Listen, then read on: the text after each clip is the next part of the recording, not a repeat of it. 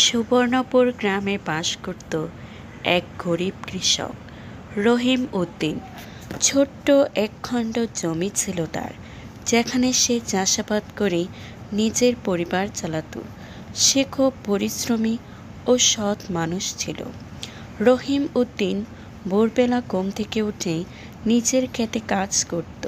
গ্রীষ্মের কাঠফাটা রোদ হোক বা বর্ষার বৃষ্টি, সে কখনো পিছপা হতো না।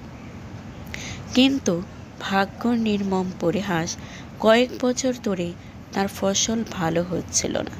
খরার কারণে মাটিতে ফাটল ধরেছিল, আর যাই ফসল উঠত পোকামাকড় নষ্ট করে দিত। তবে রহিম ছিল ধৈর্যশীল। সে হতাশ না হয়ে নতুন উপায় খোঁজার চেষ্টা করল।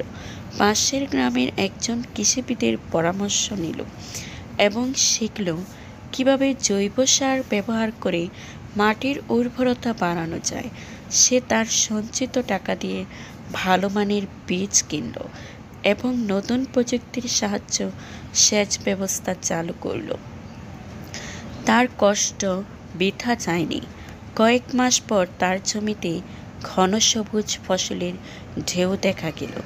আশেপাশের সবাই অবাক হয়ে দেখল কিভাবে তার ক্ষেত অন্যদের থেকে আলাদা।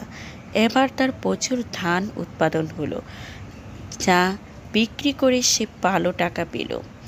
রহিম উদ্দিন শুধু একজন সফল কৃষকই নয়, পুরো গ্রামের মানুষের জন্য এক অনুপ্রেরণা হয়ে উঠল। তার প্রচেষ্টা প্রমাণ করল কঠোর পরিশ্রম ও ধৈর্য বুদ্ধিমত্তার সমন্বয় থাকলে যে কেউ দারিদ্র্য থেকে বেরিয়ে আসতে পারে।